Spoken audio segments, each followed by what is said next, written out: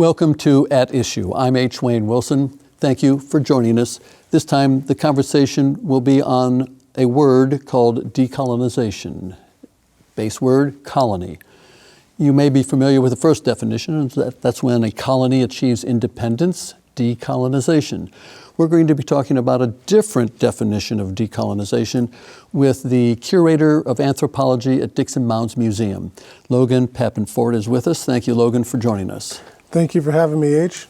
And let's start by giving that second definition of decolonization. We know that people are familiar with the superpowers of the 1700s, the 1800s. For instance, Ghana achieved independence in 1957 from the Great Britain. So they were able to achieve that independence through this decolonization process. Maybe we didn't use that term back then, but we do today. What is this new definition? So this new definition of decolonization is different from the example of Ghana, but in many ways it also has its roots in freedom. And so that is that decolonization is taking the colonial or Eurocentric aspect that we tend to look at things through in our current modern day society and deconstructing that and looking at it from new perspectives. And one of those perspectives when we're talking about decolonization that we look at really heavily is from the native perspective.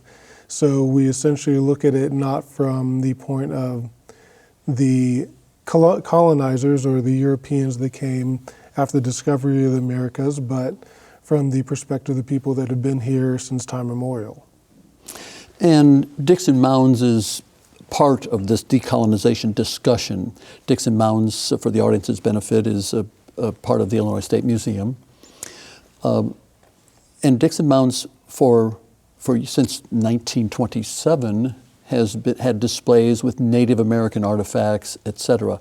In fact, Don Dickson started it when he discovered a burial mound down in Fulton County in 1927. The state took it over in 1945. And how is decolonization, just real broad perspective, how is it impacting Dickson Mounds in terms of how you interpret local Native American history? So when we're looking at it from the lens of Dickson Mounds State Museum and how we're interpreting the history of the Central Illinois River Valley, the main thing we're looking at decolonization is how we're telling these narratives and these stories. So for example, in the past, these stories have always been told from the perspective of the outside or looking back, whereas the perspective that we're looking at it now is a continuous line of history stretching back from 13,000 years ago and further to the modern day as one continuous line. I want to talk more about that in just a moment, but just to refresh memories, it was about 1992 when there was controversy over Dickson Mounds because of the display of Native American remains. Then the decision was made by then Governor Jim Edgar that yes, we're going to shut down that portion of Dickson Mounds display. I believe it's cedar boards that covered it up. They weren't reinterred, they were just cedar boards permanently placed over the remains. What can you reflect back on that? And I don't want to get into the political aspects of it, but can you reflect back on that and how this new perspective is a chance to tell a different story? Absolutely. And so one of the things that we're looking at with this new perspective and the stories we're trying to tell are ones that put Native people first. And that act of putting the cedar boards over the ancestors is one thing that we are trying to have a different perspective to address, to say that this is their resting place, this is has cemetery and has always been a cemetery and a very sacred place for Native people. And as such, it should be a place that is a center for Native knowledge and giving agency and voice to those people. We want to talk more about that and how the displays may change, but in 1990, there was the Native American Grave Protection and Repatriation Act. and repatriation, returning, and Illinois seemed to lag behind other states in terms of embracing that act. What was the holdup? Why was there a delay? And I know that part of the problem was these tribal groups coalesced over time. It wasn't just the Peoria tribe or the Kaskaskia tribe. Was that part of the problem, or what else was involved in this? So I think part of the problem back in the 90s when NAGPRA first passed, and Illinois State Museum and Illinois as a state did do NAGPRA for things from 1673 forward, but the area that they struggled with was the area before 1673 and what was termed as culturally unidentifiable. And so one reason that Illinois has lagged behind is as NAGPRA, as the law, and as practices have moved forward within the field to address some of these challenges, the Illinois State Museum in the past had not continued to reach out to tribal nations and pursue how to best return these ancestors and funerary objects to their descendant communities. And so I think what's happening now is that we are reaching out, working collaboratively with our tribal partners to do what should have been done years ago. How do you go about making sure that there is some sort of ancestral connection in terms of, because there really wasn't much of a written language back then. And so with these tribes that have coalesced and fissioned over time, is there a method that you're using to say, yes, there is a connection here? So we use lots of different methods to determine the people that would have been in this area. So we use occupational history, we use treaty information, we use oral traditions from tribal partners, we use language groups. And so all of those cumulatively come together to help us make a determination of who to contact for consultation and to work collaboratively with these nations in order to make sure that everyone who has a history in the Central Illinois River Valley and Illinois in general has a say in that consultation process. Because there was, I'm going to use the word overlap between these tribal groups, does that make your job more difficult, even using the oral traditions, et cetera, because, and this goes back quite a ways, but the Mississippian and the Oneota overlapped for a period of time as the Mississippians declined. So does that complicate the issue? So that was a thought back in the early days of NAGPRA that would complicate the issue, but in my experience working within NAGPRA work for the past almost decade, tribes generally work very well together, and as long as everyone's in the room having that conversation, the overlap is not really as much of an issue as you might expect. Because generally, if there are two tribes that have an occupational territory that overlaps, the tribes will be able to work among themselves to figure out who is the one that makes the claim, or if they decide to make the claim jointly. I want to make sure the audience understands this isn't just about the 234 or so remains at Dickson Mounds. This is a broader issue. And you're working in collaboration with your counterpart down at the Illinois State Museum, Brooke Morgan. Correct. How is that process working, that collaboration in trying to make sure that the state does communicate with these tribal groups and repatriation can occur in a proper manner?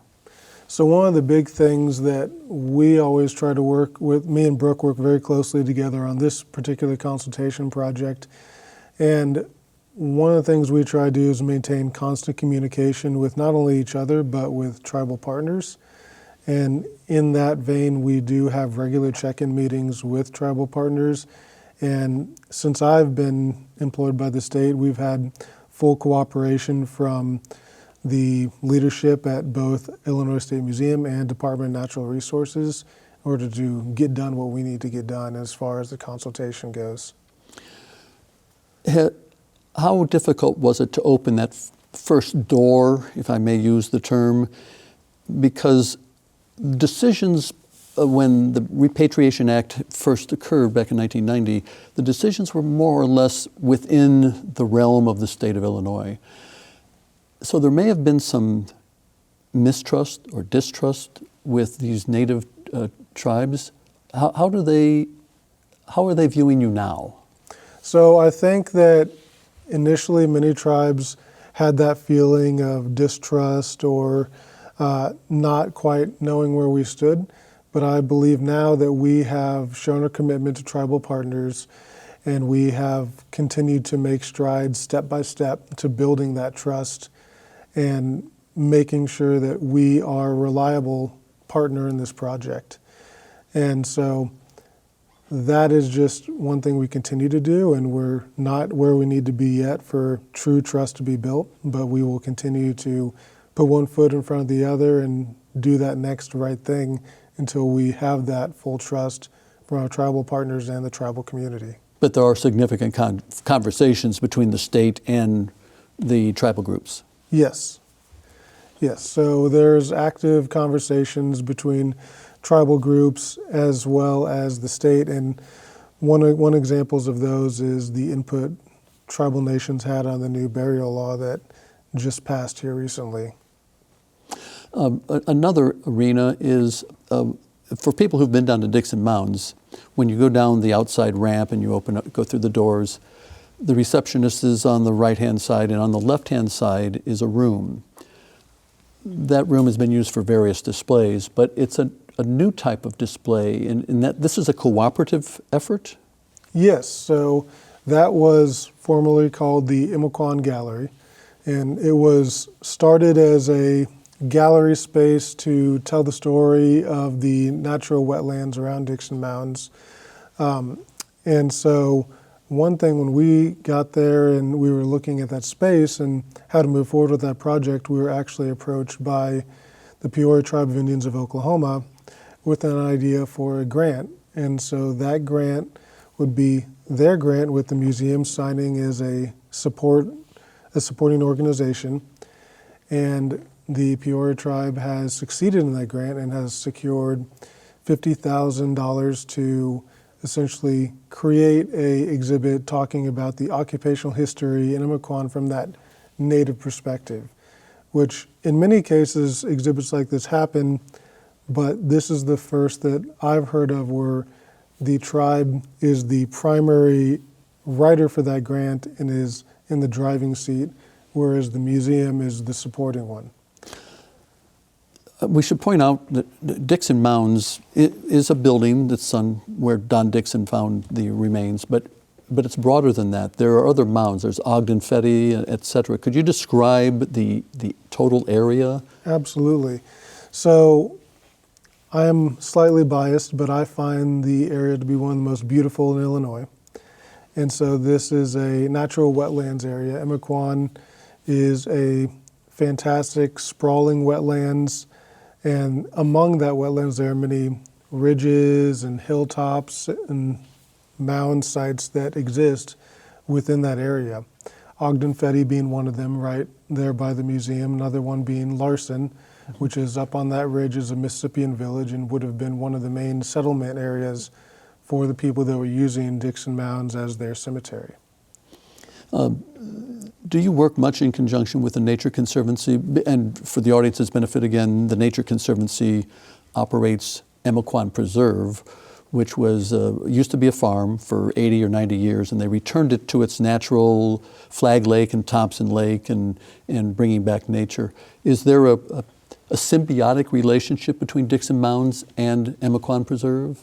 Absolutely. So Dickson Mounds is part of a group of partners in the area of natural wildlife researchers and organizations, and we work actively with them. It's called the Imcron Partnership, and we work actively to make sure that we are supporting each other and supporting the research that is done, but also helping each other out for programs and outreach and things of that nature. So, yes.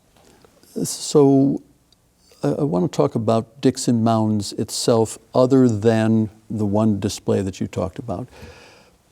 How is this new approach where you talked about being Dickson Mounds would be the supporting partner of this new display on the lower level. How will the displays in general change, and what is the intent? What is your hope for what Dickson Mounds may represent in the future? So the hope and the intent for Dickson Mounds in the future is that once the museum has completed its repatriation and built that trust with tribal partners, to be able to work with tribal partners collaboratively to re-envision the perspective that we're telling the story of the Central Illinois River Valley from. And so when I say that, I mentioned earlier the continuous stream of history rather than looking back on history from an outsider's lens. So with this and using tribal oral tradition and ecological knowledge and many other factors, we hope to tell a more holistic and accurate representation of the history of the Central Illinois River Valley and how that plays in not only to the museum, but also the areas surrounding Imcron and Chautauqua included. And so we hope that that's something that all Illinoisans will value. Can you give me some examples? Because right now, just as one example, there are a lot of arrowheads on display. Will those kinds of things stay? And is there an example you could give? And I know this isn't all in concrete yet, but what people might physically see? Yes, absolutely. So as far as things like arrowheads, bifaces, things of that nature, those are part of the telling of that story, so things of the nature will remain. Our intent is to remain using archaeology as a tool to tell this story. And so one example, and this is one of my favorite examples that if anyone has visited the museum, I've probably mentioned to them before. But in our museum, we have a cast of a pottery vessel that on it has a motif of a footprint underneath a river. And in this pottery vessel, that footprint represents a story that my grandfather told me when I was about 5 years old. And that's the story of the Piasaki. And so Piasaki are supernatural dwarves in our tradition, in our culture. And it was readily apparent to me when I first saw that depiction what it was talking about. And so I envision having this oral tradition represented in a better way to educate the public about these stories and narratives that people are still telling today that reach back 2,000-3,000 years into the past. You mentioned our tradition, so I should point out that this is personal to you because your great-great-great-grandfather was George Washington Finley. Can you tell me more about your family connection here? Absolutely. So my great-great-great-grandfather was George Washington Finley, and he was a full-blooded Piankashaw. And so Piankashaw are part of the Peoria tribe. The Peoria tribe is a confederated tribe. So among the Peoria, how we look at them today, there are the Peoria, the Kaskaskia, the Piankashaw, and the Weah. And all of those make up what we call the confederated Peoria. And so this is personal to me because this essentially is home. And 200 years removed, but it's home. My family initially left Illinois in 1818, and I was hoping I could return by 2018 to make it a clean 200 years, but I returned in 2021, and it is personal, and I brought my 2-year-old daughter with me from Oklahoma to be raised in her ancestral homeland as one of the first of my people in hundreds of years. It's interesting to note that your family left in 1818, the year that Illinois achieved statehood. Mm-hmm. So I don't know if there was some reason for leaving that particular year, but maybe they knew property taxes were going to go up. I don't know. Let me go back to the displays and making sure that you communicate in a different way the history of the tribal groups. This is going to cost money. Mm-hmm. How are you going to go, and I know there's a grant for that lower level display that you were talking about, but how are you going to go about funding all of this? So our goal with that is that we will be actively pursuing grants to help fund these renovations and reimagining of these exhibits.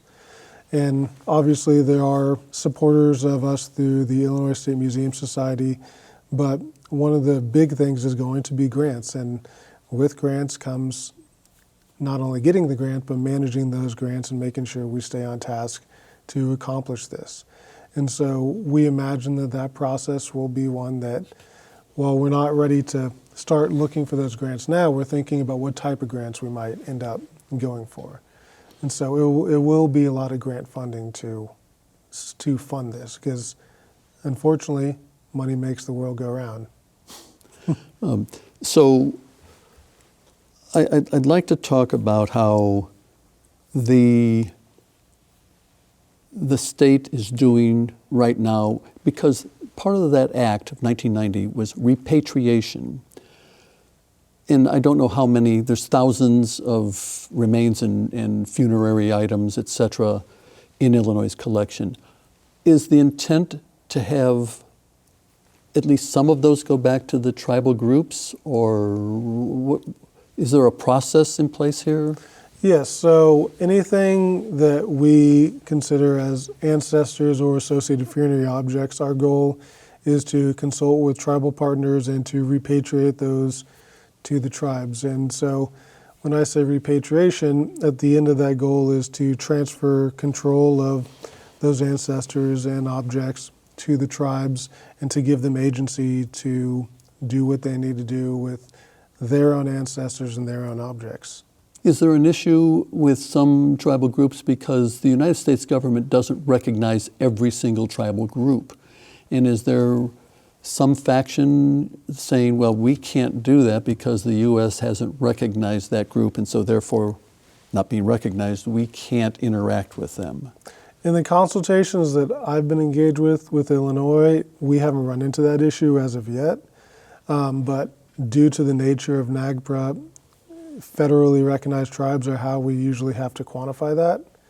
And so that's who we're actively working with, are those federally recognized tribes. But that may expand in the future as that trust builds up and as you move further down the path of cooperation. Yeah, potentially it could. Mm-hmm. How big is the staff at Dickson Mounds? So we currently have 6 full-time staff members right now. So this makes it difficult because your vision is quite significant. Mm-hmm. With 6 full-time staff, and I know you have some contributors, people like Alan Harn, who's been there forever, mm-hmm. does a wonderful job, but he's retired. Mm-hmm. How do you go about moving forward at the speed that you want? Or are you not moving forward at the speed? Well, so what's one of the biggest challenges we have is the capacity to do the work. And so the best way I've looked at approaching that is we take the small victories as we can. And as I mentioned earlier, we put one foot in front of the other towards that goal. And I think that as momentum builds for this kind of act and these kinds of actions, we will see more and more support from those outside forces. But it's my hope also that within the organization of Illinois State Museum and DNR as a whole, we can move forward all together collaboratively and make these big goals and visions I have a reality. And to follow his progress, you can go to www.illinoisstatemuseum.org. And then when you see that, you'll see Dickson Mounds as one of the items where you can click on that icon. So illinoisstatemuseum.org and click on Dickson Mounds. Before I say thank you to Logan Pappenfort, I would like to have a moment to say something personal. I've been covering news for 57 years in the state of Illinois. Started in college at Illinois Institute of Technology in 1966. For the past 35 years, gee whiz, for the past 35 years, I've been the host of At Issue. At Issue started with me in 1988. As time moves on, it's time to say goodbye to all of you. The process over the last 35 years has been very educational to me. I hope you have learned along with me. And I will say that this is my last At Issue. I thank the viewers for having been regular viewers of At Issue. And as I turn to Logan Pappenfort and say, thank you for joining us on At Issue, I appreciate you being the last guest on At Issue. I turn to you in the audience and say, thank you for being with me. Until I see you again, I bid you all adieu.